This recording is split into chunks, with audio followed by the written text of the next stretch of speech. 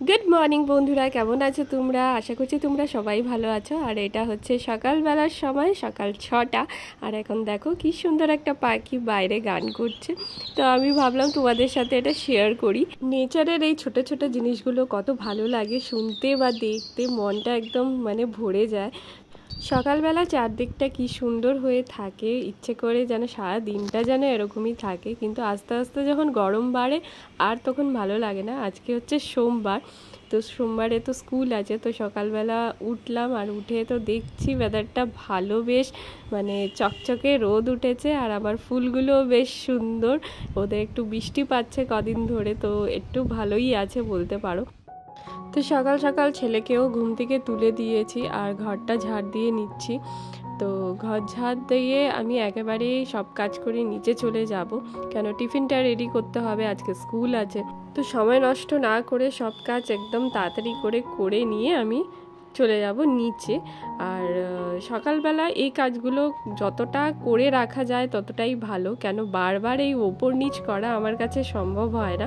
কিন্তু যাও বলো, যত ভাববো করব না ততই আমার কপালটাই এরকম যে কিছু না কিছু হবে, আমাকে 14বার করে ওপরে আসতেই হবে। তো সারাদিনে মোটমাট বলতে পারো 20-25 বার আমার ওপর নিচ করা হয়ে যায়। তো যাদের ওপরে ঘর তারা নিশ্চয়ই রিলেট করতে পারো এটা। তো এখন ঠাকুরের বাসি ফুল, জামা কাপড় এগুলো আর কি তুলে নিচ্ছি, আর এইটা আমি এবার পরিষ্কার করব। তারপর বিছানাটাও একটু গুছিয়ে নিচ্ছি, যেহেতু সবাই তো ঘুম থেকে উঠেই গেছে। তো একেবারে বিছানাটা পরিষ্কার করে নিলে আর কি আর কোনো টেনশন থাকে না। তারপর ঘরটাও একদম ফ্রেশ মনে হয়। দেখবে বিছানাটা গোছানো থাকলে রুমটা সবসময় মনে হয় খুবই পরিষ্কার। আর কিছু থাকুক আর না থাকুক, বিছানাটা যদি একদম টিপটপ থাকে না, ঘরটা দেখতেই অন্যরকম লাগে।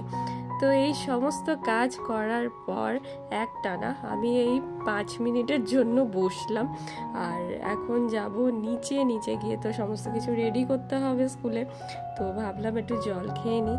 এত গরম লাগছে সকাল থেকে, আর কি বলবো, ভালো লাগছে না, কিন্তু কি করব, স্কুল আছে তো সব কিছু তো করতেই হবে। তো ওই জন্যই আর কি একটু বসে নিলাম। তো তারপর চলে এলাম রান্নাঘরে এখানে এসে প্রথম দুটো রুটি করে নিই, একটা আমার হাজব্যান্ডের আর একটা আমার, কেন ও জিমে গেছে, জিম থেকে এসে খাবে। আর এখানে ওর ছেলের টিফিনের জন্য পাস্তা বয়েল করে নিচ্ছি, আজকে পাস্তা দেবো ভেবেছি। তো ওদের স্কুল তো 9:30টার থেকে, আর বাড়ি ফিরতে ফিরতে 3টে হয়ে যায়। তো একটু ভারী টিফিন না দিলে আর কি খিদে পেয়ে যায়। আর এইদিকে রুটিগুলো করে নেই। সকালবেলা আমি উঠি 6টায়, তো ব্রেকফাস্ট করতে করতে সেই 10:30টা হয়ে যায়। তো খিদে পেয়ে যায় আমারও, আর হাজব্যান্ডেরও ব্রেকফাস্ট টাইম ওরকমই 10:30টা। তো ও তো এই একটা রুটি খেয়ে এখন বেরিয়ে যাবে দোকানে, আর আমি পরে আর কি এটা খাবো। আর এখানে একটা পরোটা করছি, যেটা ছেলে এখন খেয়ে যাবে। সকালবেলা ও খুব একটা ভারী কিছু খেয়ে যেতে চায় না, আর সেই কারণে টিফিনটা একটু ভারী দিতে হয় আমাকে। আর এইখানে পাস্তাটা কিরমভাবে করছি তোমরা দেখো খালি। এইখানে দেখো যে শুধু ডিমটা আমি তেলের ওপর দিয়ে দিলাম, আর ছোট ছোট এরকম স্ক্র্যাম্বলস করে নিচ্ছি ডিমের। কারণটা হচ্ছে আমার ছেলে কোনো কিছু সবজি পাস্তার মধ্যে বলো চাউয়ের মধ্যে খেতে চায় না, যে গাজর হোক পেঁয়াজ হোক যাই দেই, বিনস কিচ্ছু খাবে না, ও বেছে বেছে শুধু পাস্তাটা বা চাউটা খেয়ে নেয়। তো সেই কারণে আমাকে এই ফর্মুলাটা অ্যাপ্লাই করতে হচ্ছে এখন।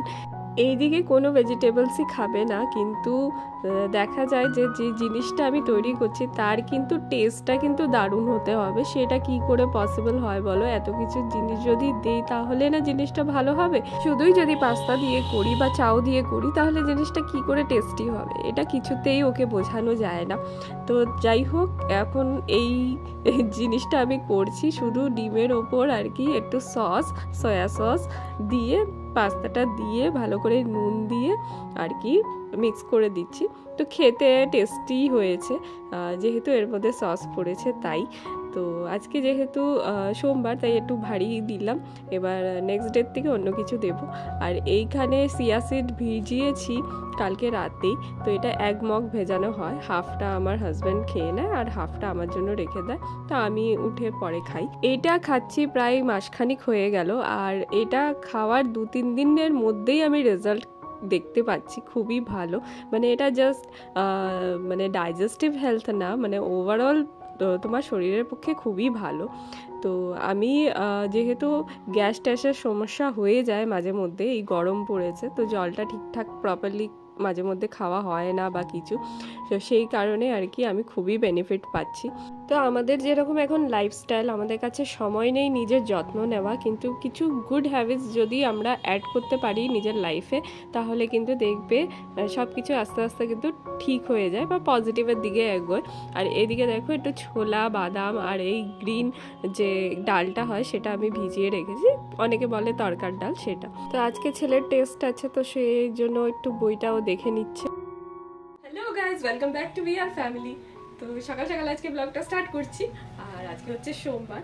তো সোমবার মানে তো জানোই কি হয়, স্কুল থাকে বাচ্চাদের, তো স্কুল থাকে, তো সকাল থেকে তো দেখছোই আগে ব্লগটা কিরকম তোড়জোড় করে আর কি স্কুলের জন্য সব কিছু রেডি করা। তো সকালবেলা কি খাবে, টিফিন করা, এইসব সব করে দিয়েছি। আর ঘরেরও কিছু কাজ অলমোস্ট হয়ে গেছে।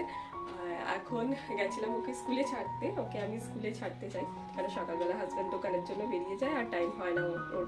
আর সেই কারণে আমি সকালবেলাটা যাই ওকে ছাড়তে, এবার যখন ছুটির টাইমটা ওর বাবা নিয়ে আসে। তো এই হচ্ছে ব্যাপার। এখন সকাল সকাল আজকে তো মানে বাইরে তাকাতেই ভয় লাগছে।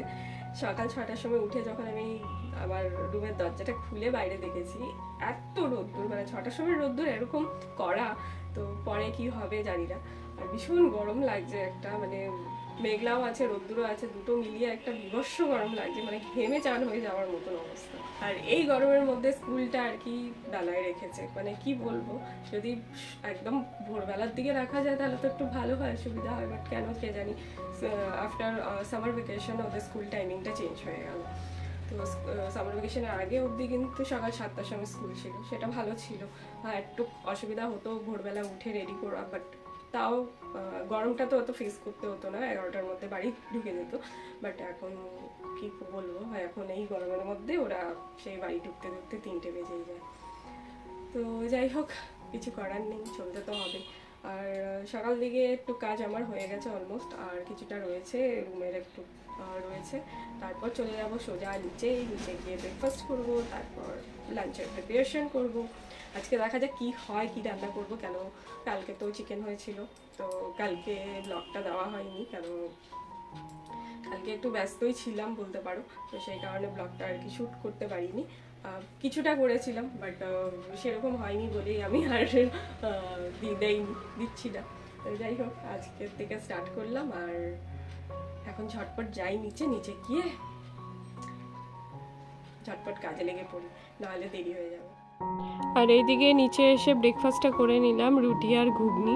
তারপরেই লেগে পড়লাম একদম কোমর বেঁধে রান্না করতে। তো রান্নাঘরে ঢোকা মানেই একটা যুদ্ধ করা, মানে এত গরম, তার মধ্যে আগুনের ধারে খুবই অসুবিধা হয়। আর এই কাজটা তো 2 মিনিটের হয় না যে 2 মিনিটের মধ্যেই শেষ হয়ে যাবে, যত তাড়াতাড়ি করি ততই আরও দেরি হয়।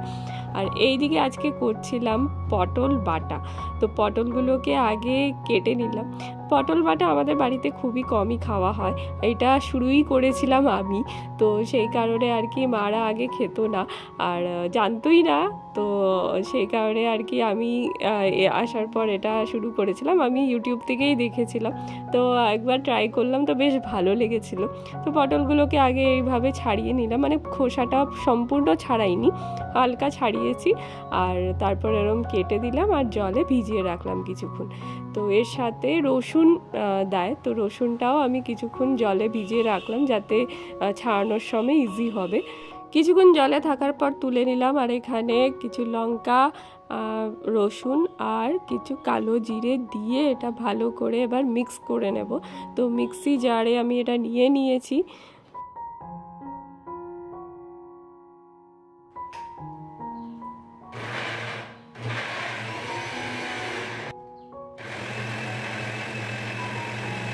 এই দেখো ভালোভাবে পেস্ট হয়ে গেছে পুরোটা।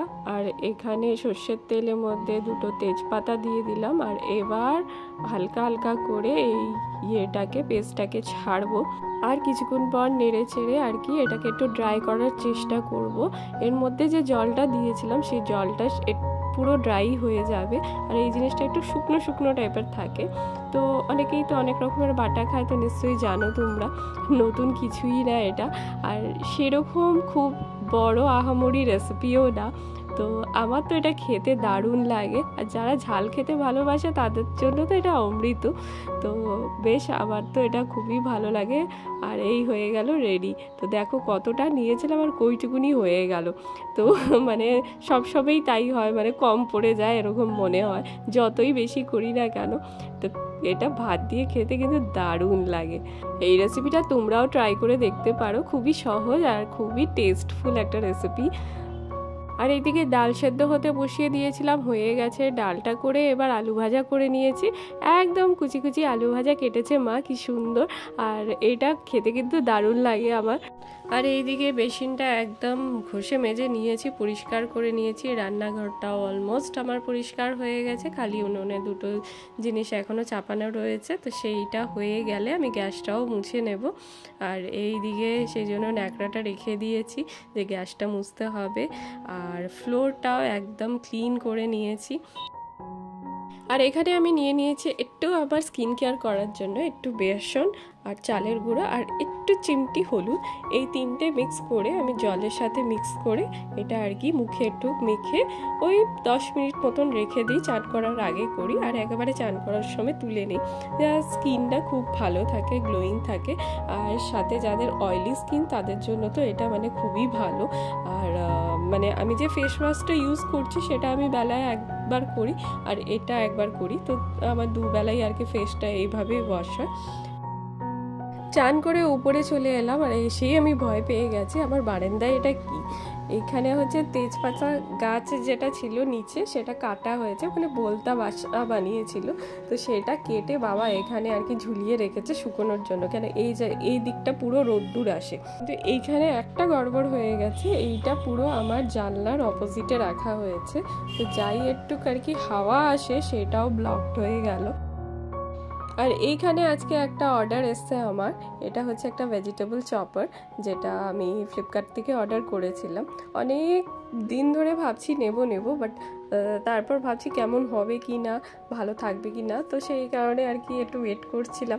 তো দেখলাম যে না, রিভিউ ভালোই আছে, তো নিয়ে নিলাম।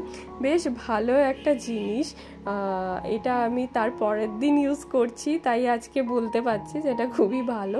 আর চপারটা আমি ব্লু কালারের ভেবেছিলাম নেব, বাট ব্লু অ্যাভেলেবল ছিল না, গ্রে আমি পেয়েছি। তো ঠিকই আছে, কালার দিয়ে কি কাজ হলেই আমার সুবিধা।